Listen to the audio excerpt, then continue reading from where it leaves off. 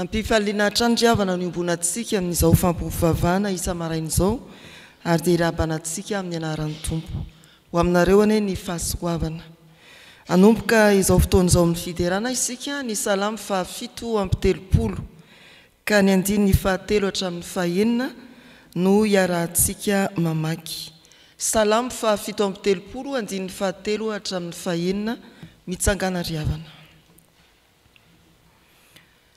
Ho ny mpanao salamo amin'ny anaran'ny Tompo, matokian Jehovah ianao ka manao vasoa, dia onina amin'ny tany ianao ka ho faly amin'ny fahamarinana.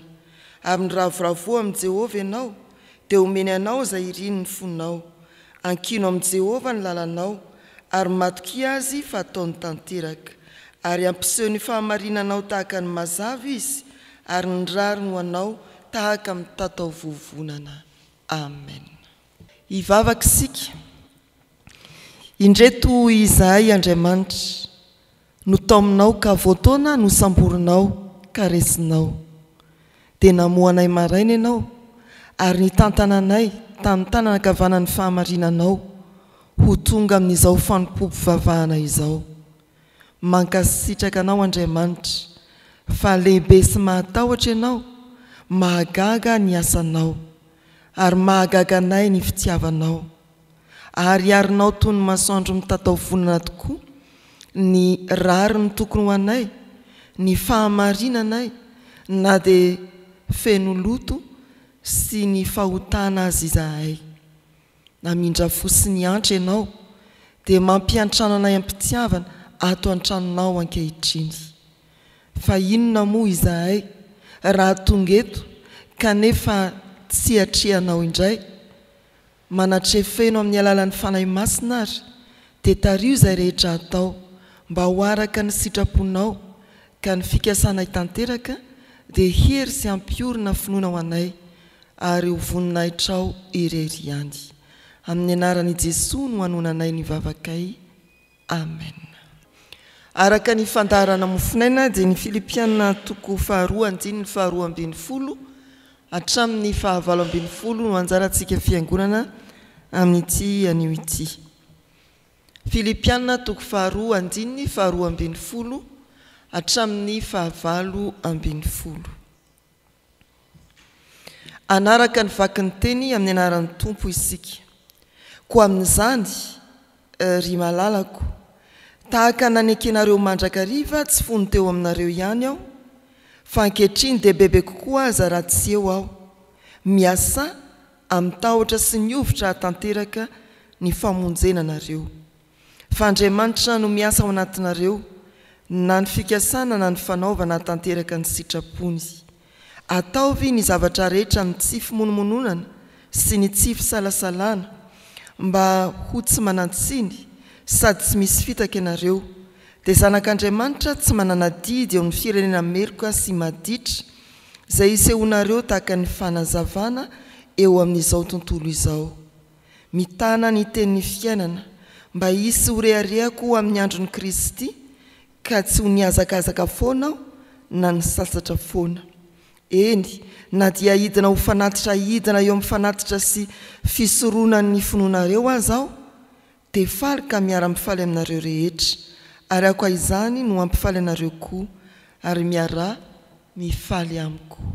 Amen. Ray masino, manamasinana amin'ny fahamarinana, ny teninao no fahamarinana. Amen. Ny tompo aneriavana ombantsika mandritra izao fotoanan'ny afatr'Andriamanitra izao. Miorina amin'ny finoana ny tompo. Maloanantsika amin'ny ity alatsinainy 1 volana Septambra 2020 ity. Ny soratra masina efa nivakiana teo Filipiana 2:2-20 hatramin'ny 9:20. Afatra telo no ampombaina izany perikopa izany. Dia ny hoe miasa tsy misy pitarika, ny faharoa miasa sy manantena famonjena, ary ny fahatelo miasa miaraka amin'Andriamanitra.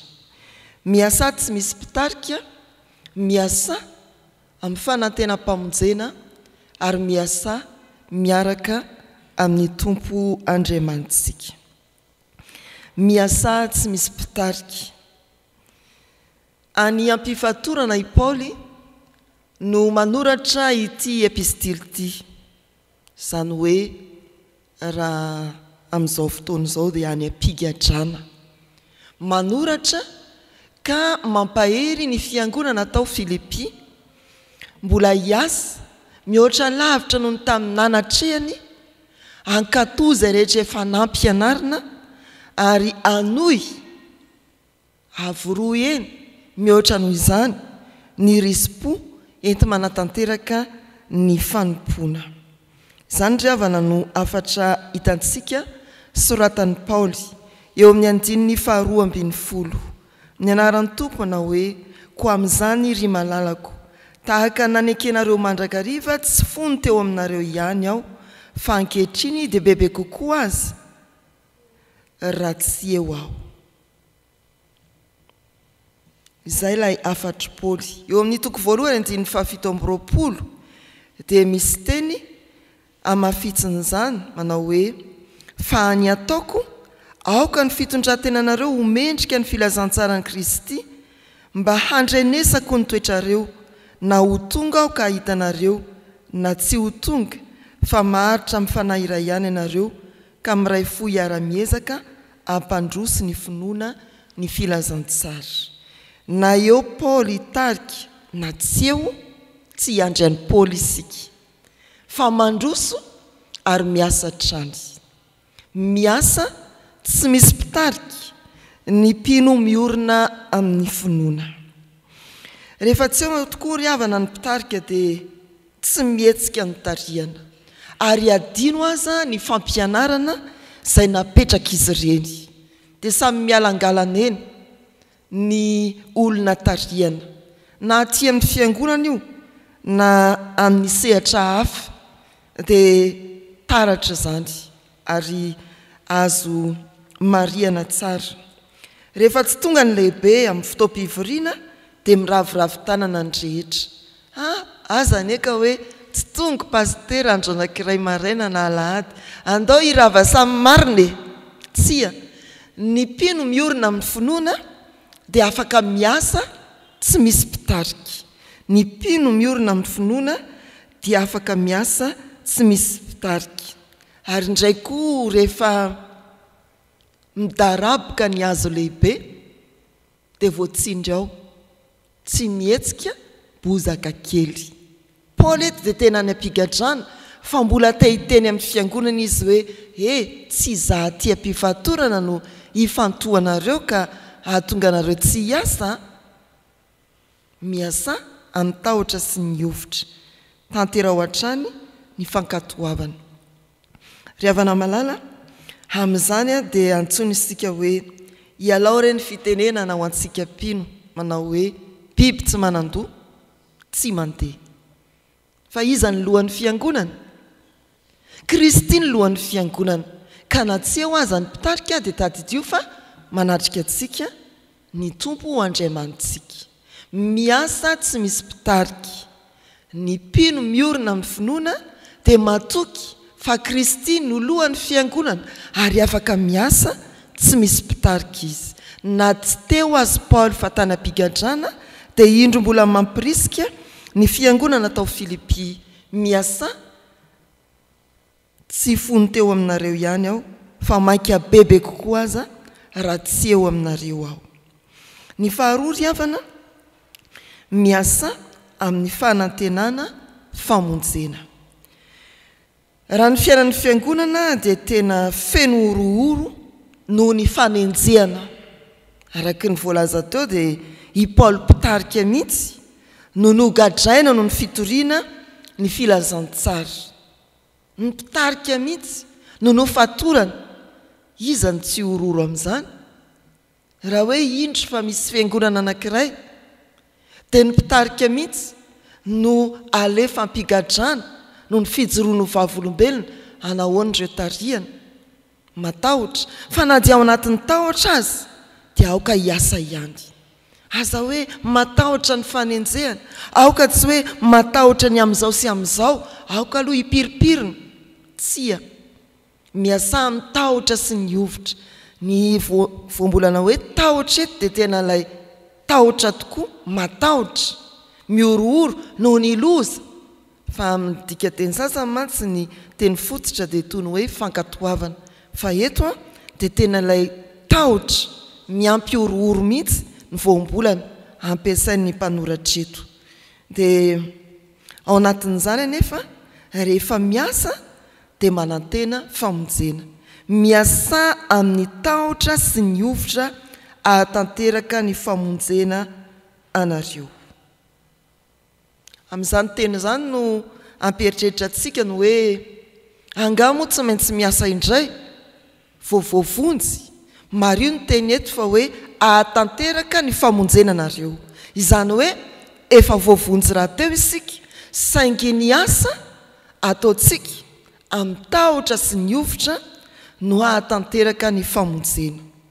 Toy ny hoe nandray fiara fitateram-bahoaka ianao, naniditra atao amin'ny fiaranao hamonjy toeram-piasana dia efa toy ny tonga sahady.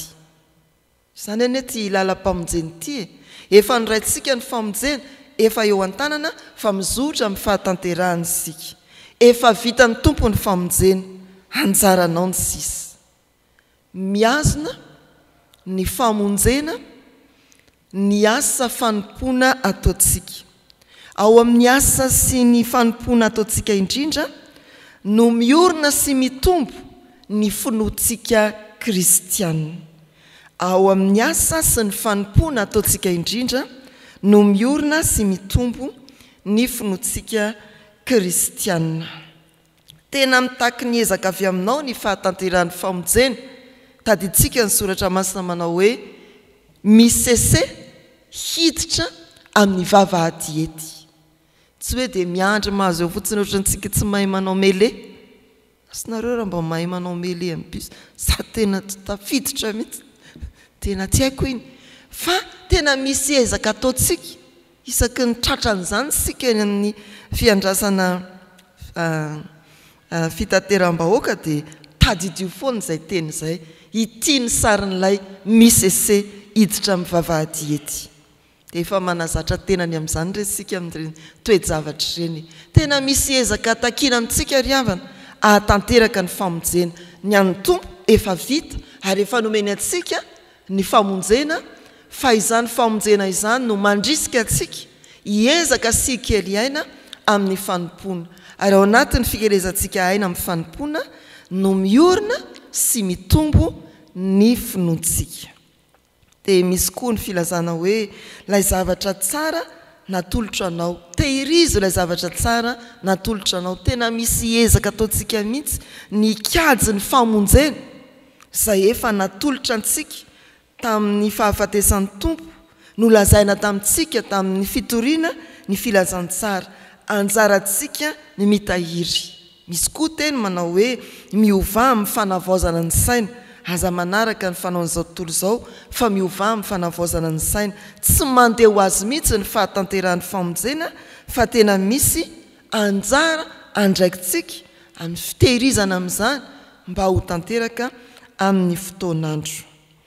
Dia misy ry havana kristianina mitsotsotra rehefa vita ny faneken'ny mpandray, satria nolazaina tokoa ny hoe ahoana? Azoko ny famonjena, kefa azoko ny famonjena, ko tsy aleoko mitsotsotra. Petrapetraka ambony dabilio sisa, azoko ny famonjena. Na matoritory any an-trano aza ny sasany.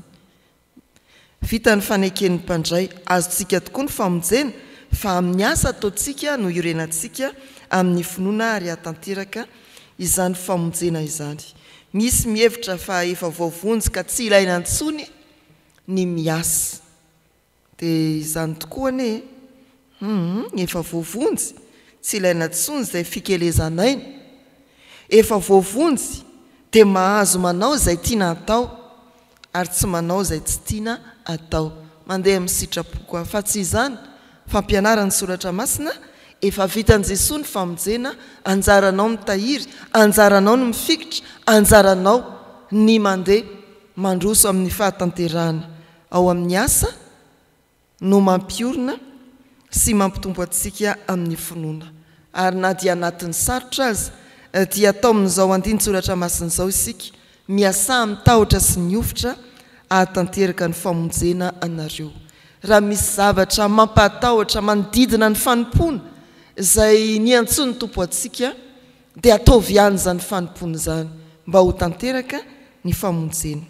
Ny fahatelo miasa miaraka amin'ny tompo. Eo amin'ny andiny ny fahatelo ambin'ny folo dia izao no filazan'ny soratra masina amin'ny anaran'i Jesosy fa Andriamanitra no miasa ao anatinareo na ny fikasana na ny fanaovana ahatanteraka ny sitrapony. Andriamanitra no miasa ao anatinareo na ny fikasana na ny fanaovana ahatanteraka ny sitrapony. Ny mpino rehefa miasa dia ny tompo no miaraka aminy. Ny voambolana dia teny tokana izay adika hoe ao anaty mihitsy ny tompo. Voambolana milaza hoe miasa ao anatinareo dia tena hoe ao anaty mihitsy ny tompo. Rehefa nandinika n'io voambolana io ary avana dia mahita ny sarin'irony milina fitotokena dia hitantsika eo ilay nifinifin'ny milina fitotokena dia tahaka ny hoe iny mihitsy ilay Andriamanitra ao anaty mahatanteraka ny fikasana sy ny fanaovana. Na eo azy ny milina tena hoe avolenta rehefa tsy ao ilay kojakoja kely ao anaty dia aza manantena ena voatoto anao. Na inona fihetsiketsika fiezahantsika fikasana tsara ao anatintsika rehefa tsy ao amintsika Andriamanitra dia tsisy na inona vitantsika. Andriamanitra no miasa ao anatinareo na ny fikasana na ny fanaovana ahatanteraka ny sitrapony. Tsy afaka miala amin'Andriamanitra isika raha manana fikasana sy te hiasa mba ahatanteraka ny famonjenantsika. Manomboka eo amin'ny fikasana hatramin'ny fanaovana ny fahavitana dia ny sitrapon'Andriamanitra hatrany no manapaka amin'izany rehetra zany. Indray ny fiainantsika dia fiainana tsy misy fandaharam-potoana, tsy misy hoe amin'izao ka hatramin'izao mba hanao an'izao, fa dia avela ikodidy miaraka amin'ny famantaranandro eny fotsiny izay zavatra atao. Efa ninana hatrany amin'ny mbola kely voaniditra an-tsekoly izany hoe voatetika tsara ny fotoana. Efa fianarana ane izany, tetehana tsara ny fotoana, mikasanao inona rehefa mifiry. Androany efa voakasanao ve ny fotoananao? Fa manomboka amin'izany fikasana izany Andriamanitra. Raha mandahatra fotoana isika eo dia efa mivavaka, fa tsy hoe rehefa tonga eo amin'ny fanaovana vao ampio Andriamanitra. Misy fikasana ampio amin'ny fikasako. Dia tahaka izany ilay fiarahana miasa amin'Andriamanitra. Andriamanitra ao anaty tsarovy fa tsisy zavatra ho vitantsika pino raha tsy eketsika hanapaka ao anatintsika Andriamanitra. Misy koa fiainana variana mipetrapetraka na amin'ny fanompoana na amin'ny fiainana andavanandro. Fa ny mpino miorina amin'ny finoana dia tsy mba mipetrapetraka, tsy mampandeha ho azy ny fiainana, tsy hoe manao zavatra tampotampoka eo, fa voalahatra araka ny fikasana miaraka amin'Andriamanitra ary tanteraka amin'ny fanaovana miaraka amin'Andriamanitra. Miasa aza miala amin'Andriamanitra na amin'ny fikasana na amin'ny fanaovana. Miorina amin'ny finoana ny mpino-driavana, mahay miasa tsy misy mpitarika izy, mahay miasa ho amin'ny fahatantirahany famonjena azy ary tsy afaka miasa raha tsy miaraka amin'Andriamanitra. Mandihana araka izany amin'ity tontolo andro ity. Amen. Hivavaka isika. Mitondra faharesen-dahatra ho anay Tompo, ny teny nampitondrainao.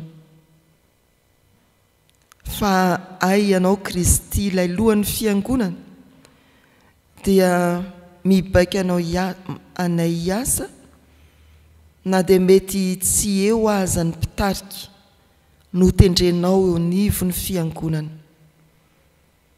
Ianao Tompo dia mibaika anay hiasa amin'ny tahotra sy ny ovitra mba hatanteraka ny famonjenanay.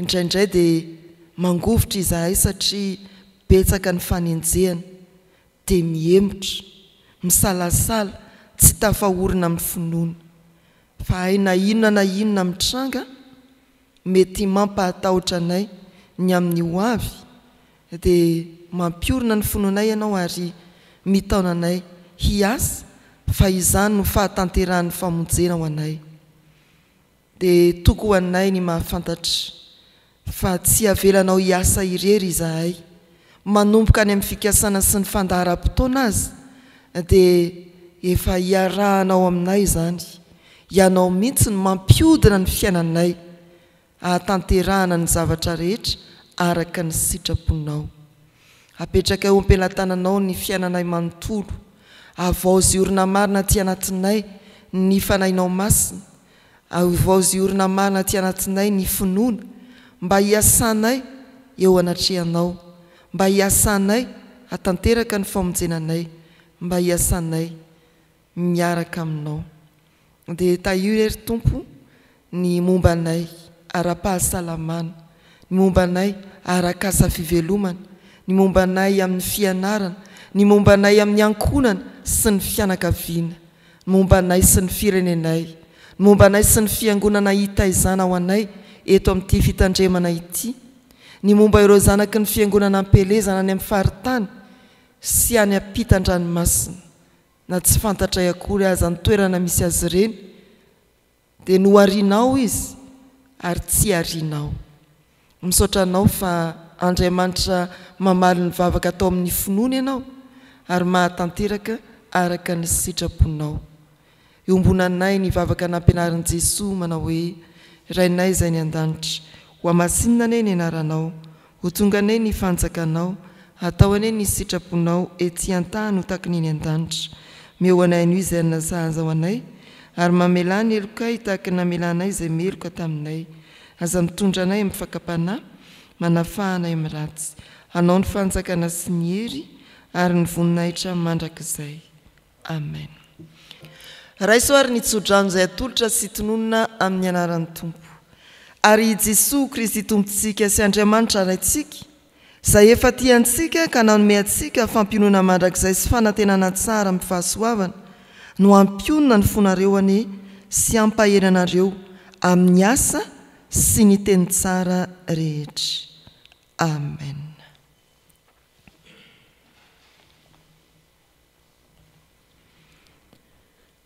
Ho an'Andriamanitra irery ihany ane ny voninahitra amin'ny anaran'ny Ray sy ny Zanaka ary ny fanahy masina amen.